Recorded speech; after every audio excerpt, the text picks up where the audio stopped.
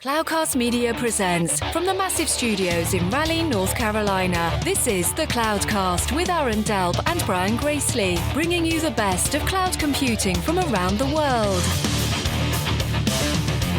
Good morning, good evening, wherever you are. Welcome back to the Cloudcast. We are coming to you live from the massive Cloudcast studios here in Raleigh, North Carolina. Hope everybody is doing well. We are getting towards the end of May. Actually, not the end of May, the end of April 2024. Hope everyone's having a good month. Hope everybody's having a good weekend. Getting this one out just a little bit later. Was one of those weeks where, as I thought about the Sunday perspective, I was struggling to come up with a topic for a lot of the week. And then the IBM acquiring HashiCorp news broke, and I'm not going to get into that too much. I will in full disclosure, as I've mentioned many times, but sometimes first podcast or any podcast is somebody's first podcast. My day job, work for Red Hat. Red Hat is a subsidiary of IBM. IBM did, or at least intended to acquire HashiCorp. So I'm not going to make any comments about that acquisition in any way, shape, or form. Again, not my place to make a comment on it, but the internet decided they were going to have some comments about not only IBM and HashiCorp, which is fine, opinions, but everybody became wanted to have a podcast, wanted to have a blog post, wanted to have a think piece about their expertise in open source and business models. And so as I listened to them, as I watched a lot of them, I sort of sat there and I went, boy, I don't know that we've learned anything in 10 years, in 10 plus years of this sort of thing of, is open source a business model? What sort of business models can you build if you're using open source software? What are the competitive dynamics and all those sorts of things as money is involved, because they are sort of like oil and water. So I thought what I would do this week on the Sunday perspective is sort of take some of the discussions that I've seen throughout the week from people who are well respected in the industry, people who have done things, but for some reason, as I look at their way of breaking down sort of the open source meets software, open source meets business, open source meets VC funding, it does feel like there are a lot of things that we keep reiterating on, that we keep regurgitating upon, and we keep coming back to this thing that people really don't get the idea of what happens when you try and mix open source software, VC funding, and trying to create a business model. So with that, I'm going to do that right after the break. Welcome back to the Cloudcast. I'm your host, Brian Gracely, and on today's Sunday Perspective, we're going to talk about what we talked about at the top of the hour, which is really diving into this conversation that came up this week and seems to be an evergreen conversation all the time in our industry, or at least every time there is some sort of activity, some sort of action, some sort of announcement that has to do with sort of the intersection of open source software and a company that bases their technology on open source and, kind of the business interaction that has then happened. So this week's version of it, which as I record this on April 28th, 2024, had to do with HashiCorp, who a few weeks ago, maybe a month or so ago, decided to change their licensing from more of an open license to what's called a BSL license, which is more business. It's more restrictive in terms of people can see the code, but people cannot necessarily build products or alternative offerings on that code, right? So we've seen this before. We've seen it with a number of companies, Elastic, MongoDB. So this wasn't necessarily a new concept for the industry, but again, every time it happens, there are, all the accusations of, you rug pulled on us, you lied to us, you don't know how to run a business, all those sort of things. So anyways, the conversation came back up again this week because IBM put out a intent to acquire HashiCorp. So HashiCorp was valued at around $4.5 billion at the time it came out. The actual price was around $6.5 billion, $6.4 billion, I believe was the actual price. And then what you get is, as we always get, is lots and lots of think pieces, lots and lots of opinions, podcasts about, does a company know how to run a business where their business is based on open source software, or at some point was based on open source software. And, usually when these things happen, they happen all the time. I tend to sort of ignore them. This week I was listening just because there was a number of people who are very high profile people in the industry, people who have been around this space for a while, went on the tour and did all the podcasts and so forth. And so I had some time over the weekend to listen to a few of these. And the one that was the most interesting to me was a gentleman named Adam Jacobs, who was the founder of Chef, is now the founder of a company called System Initiative. We've had him on the show before. He's been on Software Defined Talk a number of times. Smart guy, very thoughtful guy about the open source space. And really, ever since, and I think even during Chef times, but especially since Chef was sold to private equity, he has been, very vocal about just his thoughts on, how do you marry this intersection of, I have a company that is based on open source software in which at least some version of it is freely given away. How do you build a business upon that? How do you price something? How do you deal with competition? How do you deal with the community? So when Adam goes out and talks about this stuff, I tend to want to listen just because, again, it's a point of view from somebody who is not just pontificating, is not just, kind of lobbing softballs or, snowballs from the upper deck. They are, they've lived it. They've got the scars to prove it. They've lived it and so forth. And so I'll put a link in the show notes. The podcast that he was on is called The Change Log. I know there was a few other podcasts this week. I think the Oxide and Friends folks talked about this. But what was interesting to me was, he kind of laid out this interesting, not necessarily interesting, but he laid out, how do you think about sort of business 101, right? And it had nothing to do with open source in the beginning. He laid out, here's how you think about business 101. You basically look at, what is the total addressable market or TAM for the thing that you're going to build. So for example, if you are in the automation space in which, he was talking about, or if you're in the security space, or if you're in the networking space, how big is that potential market? Who are all the people and all the dollars that potentially could go towards your product at some point in time? And TAMs are usually somewhat overinflated. So for example, if you were talking about security, you would put in your TAM everything like firewalls, intrusion detection, scanning software, encryption software, all sorts of stuff. Even if you don't sell that today, the expectation is like, well, maybe someday my product or products will evolve to that. So you start off with TAM. And then, he sort of talked about, the number of people that potentially, would buy your software, and then the number of people that potentially wouldn't buy your software. So for example, you kind of got into, if you sell sort of higher end software, you're probably talking more about sort of enterprises. You're not talking about small, medium businesses. And then you talk about, the number of people that potentially would use your software versus what would pay your software. And so, he does a very nice job of sort of laying out how you would think about the market in terms of, biggest potential opportunity, targeted opportunity for what you do versus, other people who may want something that looks like what you do, but maybe aren't willing to pay you, or, don't need as much as you're going to provide, all those sort of things. So I did a nice job of laying all that stuff out.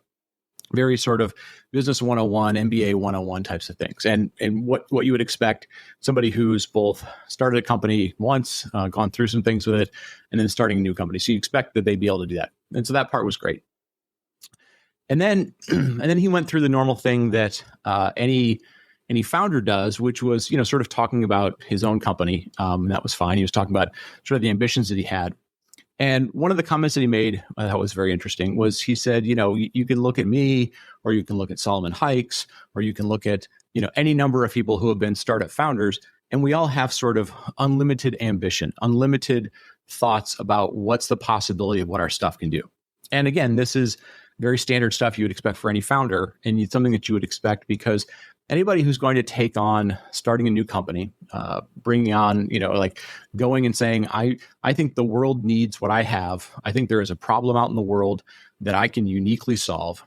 You want someone to believe that the thing that they're doing is big enough to be worth their time and big enough to be worthy of the world saying, hey, we should take on something new. Because, in most cases, most of the world's problems, aside from, I don't know, inventing water out of thin air. That's a terrible example. Anyways, most of the world's problems, there is a solve for the problem today.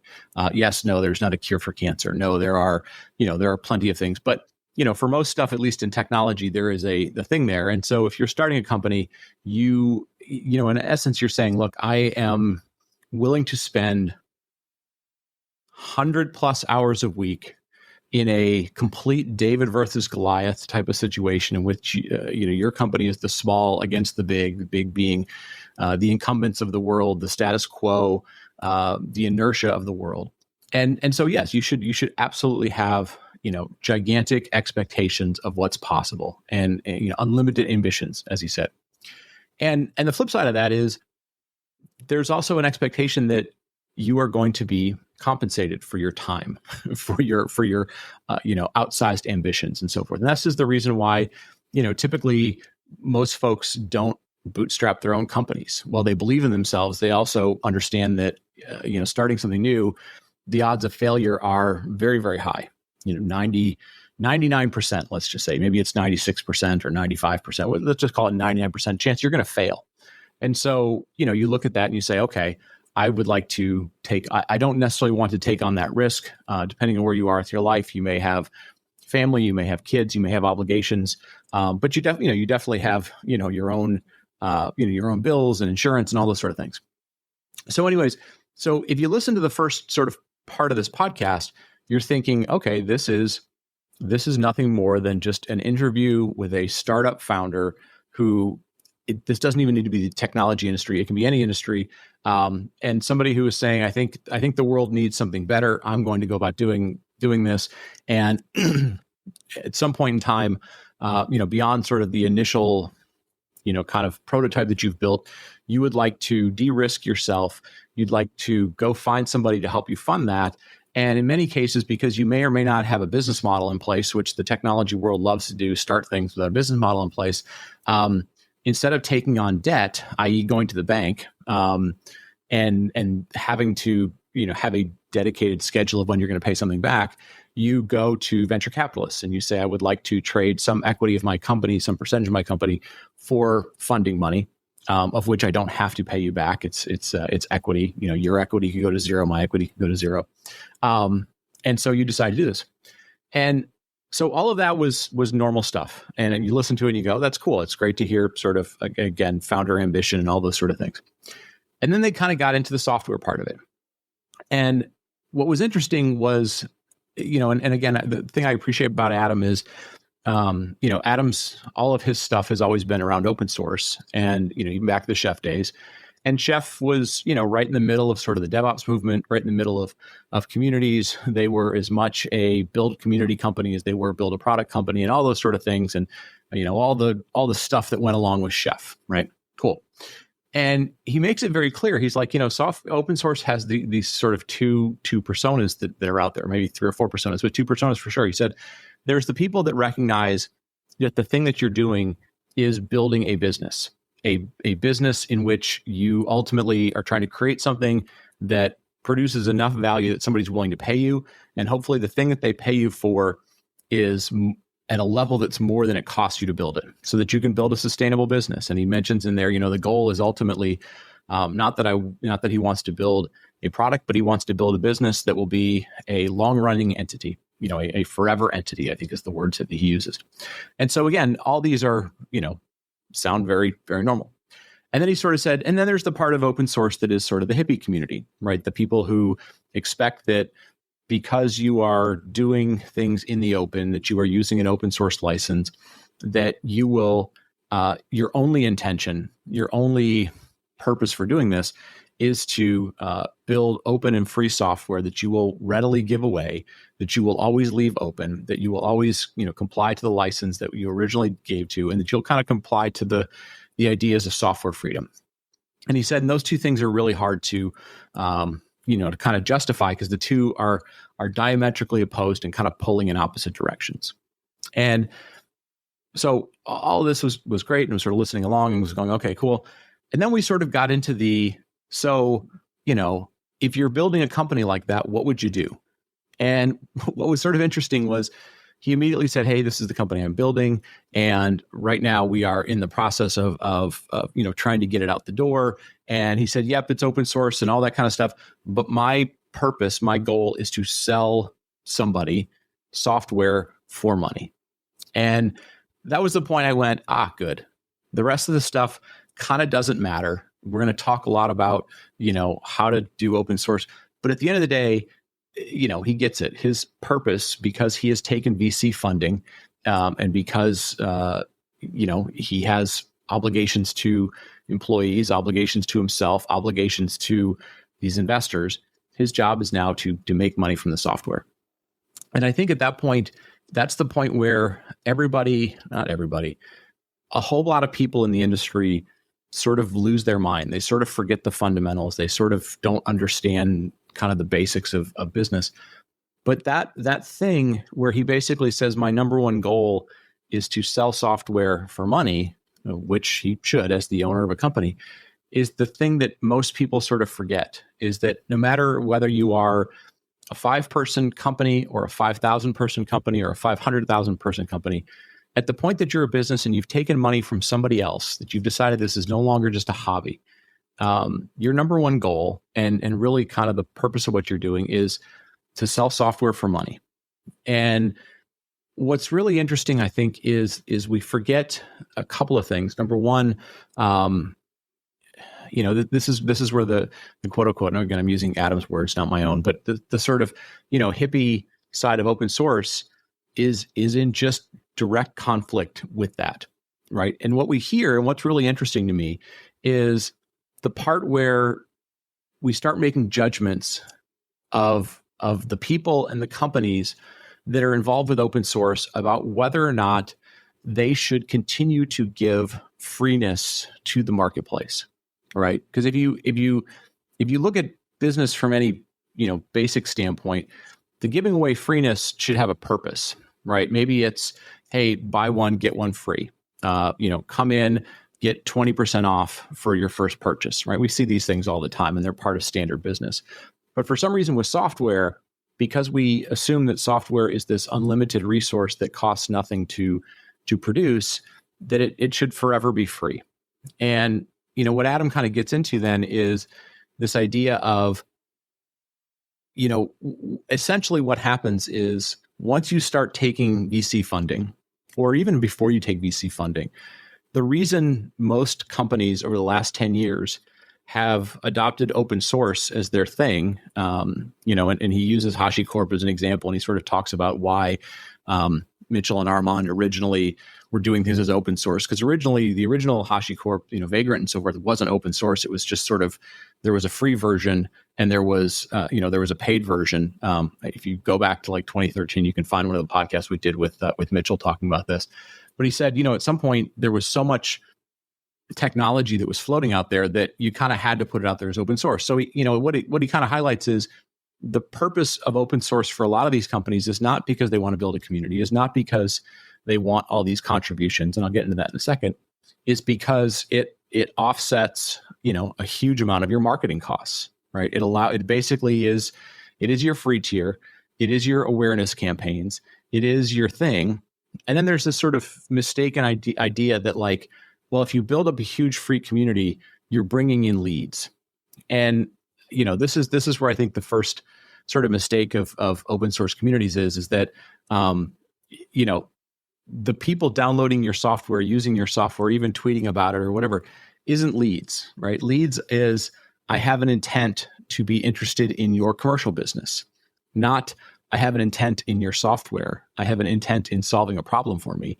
It's, I have an intent about learning about how to commercially pay you for the software because I think there's value in the commercial part of it, right? So I think we mistake that piece of it, is that we want to build communities and so forth. And especially in the context of a number of companies, and this isn't specific to HashiCorp, specific to Chef, specific to any of them, the community building piece of it, and this is where you sort of know this is where it's going, is when you have projects that are more or less dominated by a single company that don't take a lot of pull requests, that don't take a lot of contributions. I mean, they allow people to build extensions to what they're doing, but they don't really let the core of the project kind of get changed. This is when you sort of know that like the community piece is really just sort of marketing. And then eventually what happens, and as he talks about, you run into the ultimate problem of, if you build a project that's good enough and you build a really great project, and this was an interesting part of the conversation, In essence, it was like, you can't come out and build anything new unless it's great. And that's like, great. Okay. So you're in the marketplace. You want to build something new. You want it to be great. So to differentiate itself, it'll get well known. And then it sort of highlights the ultimate problem that open source based companies have, which is, if you build the product to be so great and so good by itself, why do people want to give you money, right? Why would they pay you for something that just works and just works great and is frequently updated and, seems to be sort of active and so forth, right? And so you get into the next problem, which is, the better you build the product, the better you build the installer, you build the projects, you build them every week on behalf of the people, you take on that cost, you take on all the engineers of writing documentation, all those sort of things. Why would people want to give you money? And that's ultimately the problem that every single open source company has, is that you want to build something that seems usable and helpful to people, or great, if you will. But the greater you build the community version of it, the less likely they are to want to use the paid version of it. And then you run into the problem that so many companies and so many projects have, which is, you can't convert from people using it for free to people paying you for that, right? And we've seen more and more companies coming to this realization. They probably should have come to the realization before they took multiple rounds of funding. But we're seeing them essentially do things that take free or great, one or the other, or just something that is very, very time consuming to people, and make it no longer free. So examples, right? In some cases, we're seeing companies who change the license so that the free version is no longer available to people that want to use it as part of, a building block for what they do. Now, does that, for example, remove the ability for, let's just use the HashiCorp example as an example. If, for example, HashiCorp or MongoDB or somebody was concerned that an Amazon or a cloud provider was going to just take the code and build upon it, that could be a concern. Does it prevent them from saying, hey, you can get this base software, which has a huge following, but you're going to have to pay me like a license or a royalty? Does that prevent that? No, not at all. They could absolutely do that. But again, what was valuable to the other people was to get it for free, right? The next thing we're seeing groups or projects do is say, I'm no longer going to give you the builds. I'm no longer going to build you the final end project, and I'm not going to kind of build it for you in a way that has the security and stability of what we do.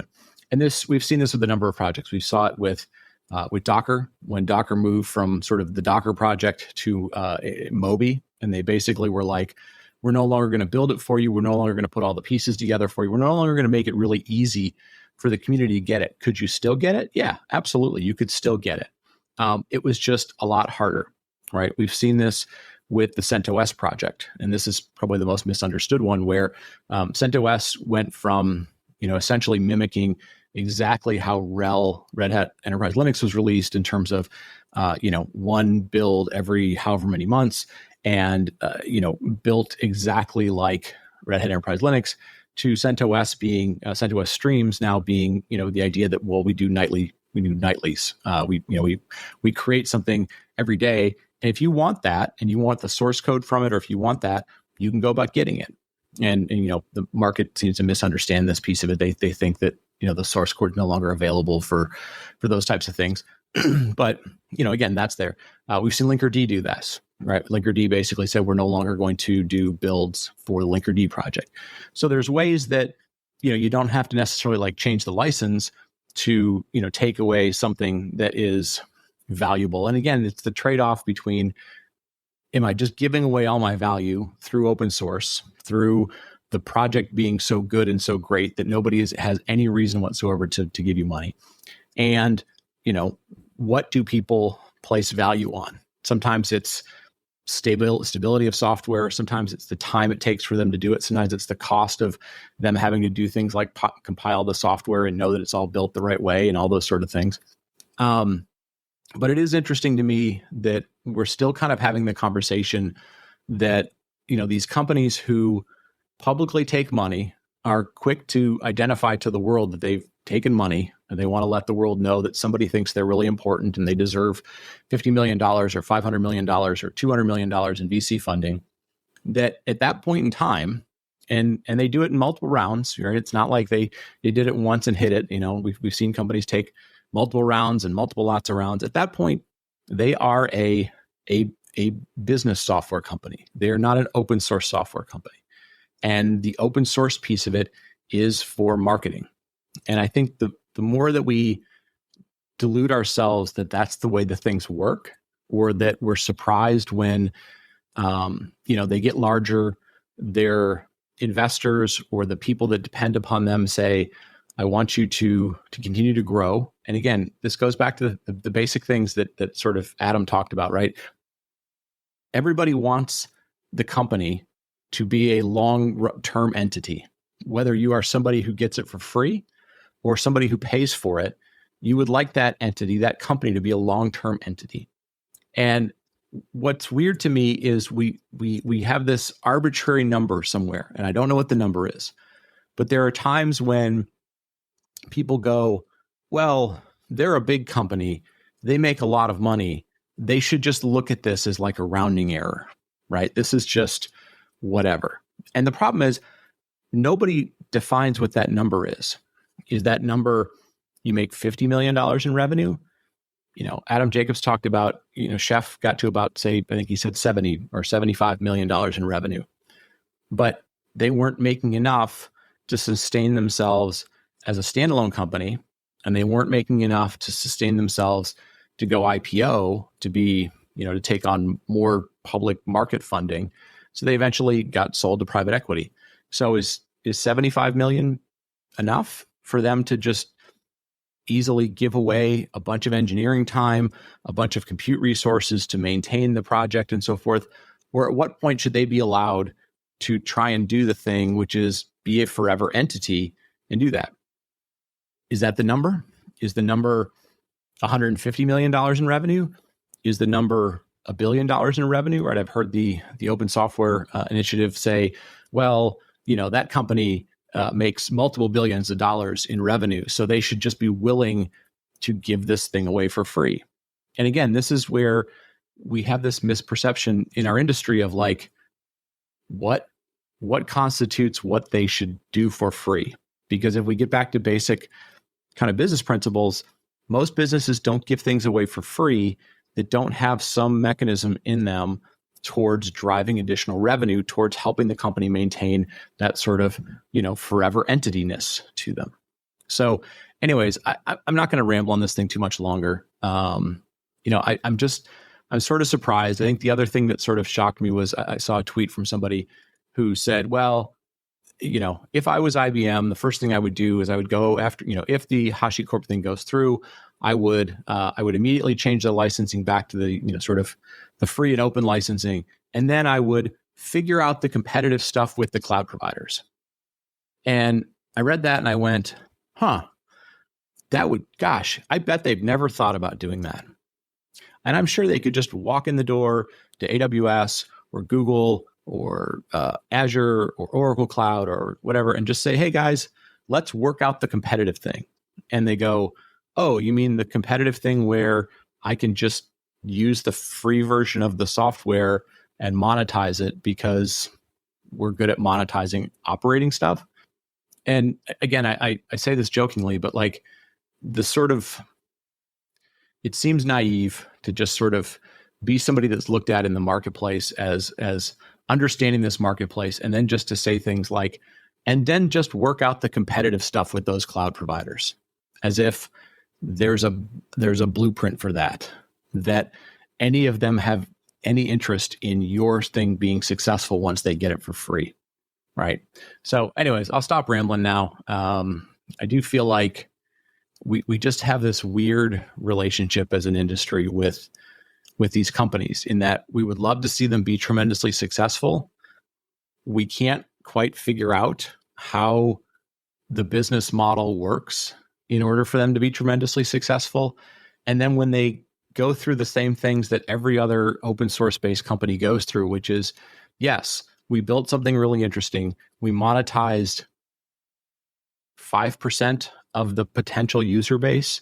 And the other 90%, 95%, we couldn't monetize because they were able to get it for free and they didn't want to convert. And we go, gosh, why did they not figure out how to make them convert? It's sort of the Einstein, definition of insanity. Keep doing the same thing over and over again and expect to get different results. So anyways, it's been one of those weeks just listening to people talk about their bona fides around open source and then just sort of be like, yeah, ultimately you're coming back saying we should build a business, we should charge people for the business, and open source for the fundamentally in the way that they run their business is a marketing vehicle.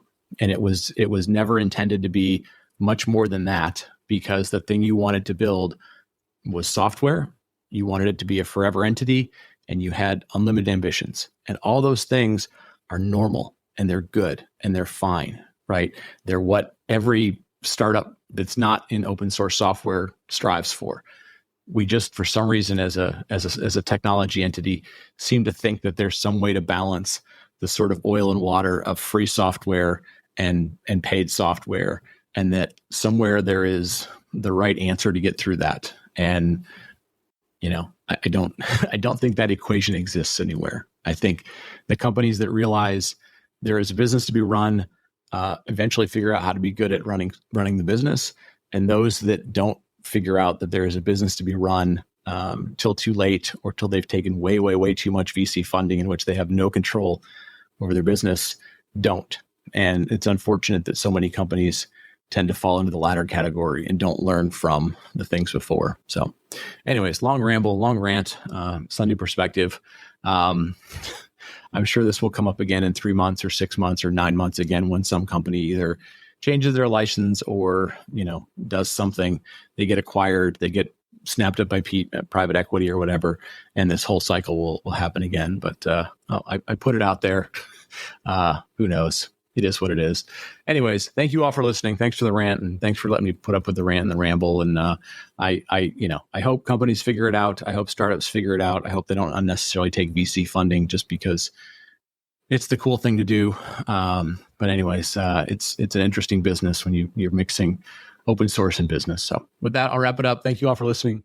Thanks for telling a friend. Good luck to all the open source companies out there, and we will talk to you next week. Thank you for listening to The Cloudcast. Please visit thecloudcast.net to find more shows, show notes, videos, and everything social media.